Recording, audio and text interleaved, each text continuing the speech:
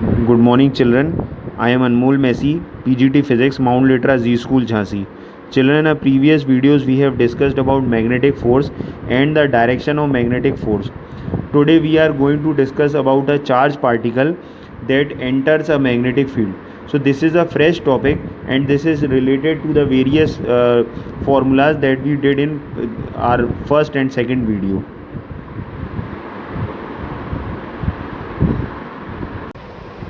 So this is the new topic, when a charge enters the magnetic field at an angle.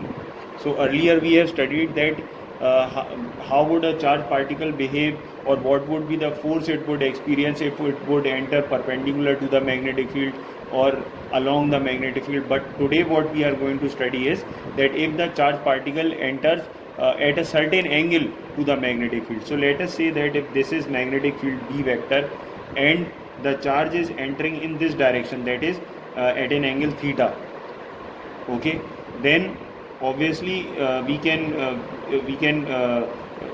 find the components of the velocity vector. So the first component that we have taken for velocity is v sin theta, which is perpendicular to this, and the second component that we have taken is v cos theta, which is along the theta. Okay, now here we have two components of velocity, so one by one we'll discuss that. First of all, we have v sin theta, which is perpendicular to the base.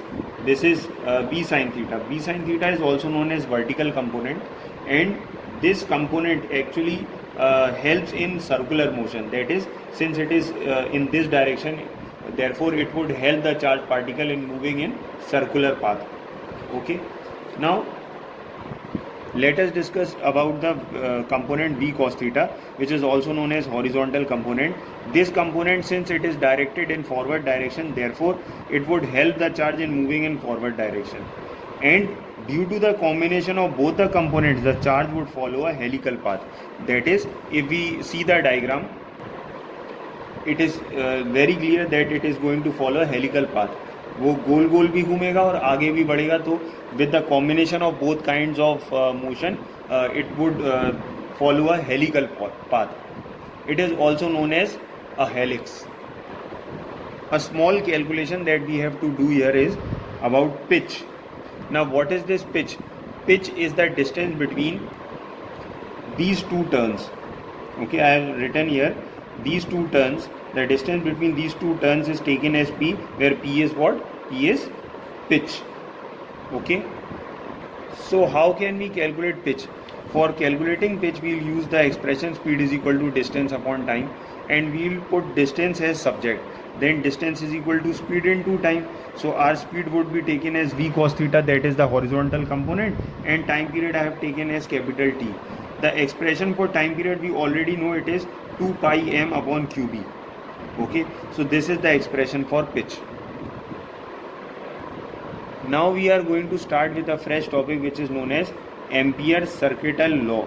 This is the most important part of the chapter, and generally we get many questions from this topic. So first of all, let us discuss what is Ampere's circuital law. So this is the Ampere's circuital law. Closed integral B dot dl is equal to mu naught I. And definition wise, it says that this law states that closed integral B dot dl is mu naught times the current threading through the loop. Okay, so I have written a note over here in which I have shown that earlier we have studied Gauss theorem in chapter number 1, where closed integral E dot ds was 1 upon epsilon naught times the charge enclosed by the surface. If we compare both these laws, we will find that both the laws are very similar. Only difference is that here we have used magnetic field, and here we are going to use electric field. Okay, so as we can see over here, it is closed integral B dot dl is mu naught times the current threading through the loop, whereas over here it is closed integral E dot ds is 1 by epsilon naught times the net charge enclosed by the surface. Both the laws are quite similar to each other. Okay, now let us discuss this Ampere circuital law in brief, in a nutshell. Basically, this Ampere circuital law is closed integral B dot dl is equal to mu naught I. Okay, so to apply this Ampere circuital law, what we are going to do is, first of all, I'm taking a small case to explain you how will we explain this Ampere circuital law. So according to this case, I have taken a wire, and in this wire there is current I that flows through it. From the wire at a distance r, there is a point P where we are supposed to calculate the magnetic field. So like we used to do in Gauss theorem, we used to consider a Gaussian surface over there. Here we are going to consider an Amperian loop. So we have considered an Amperian loop over here, taking the point P on the loop, and it is a closed loop. Okay, this would be our first step, and then we'll find few physical quantities and we'll put in this expression, and then later on we'll take out B as our subject and we'll find magnetic field. But for that I have prepared few steps that you are going to follow. So these are the steps that you will be following to find the magnetic field using Ampere circuital law. So first of all, what you are going to do is consider an Amperian loop. Secondly, you will identify magnetic field lines. Thirdly, you will calculate theta.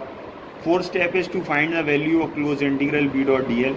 Fifth step is to calculate current, and the last step is to apply Ampere circuital law, put the values and find B. These are the basic steps that you will be following to find magnetic field, and easily you will be able to find magnetic field using these steps. Okay.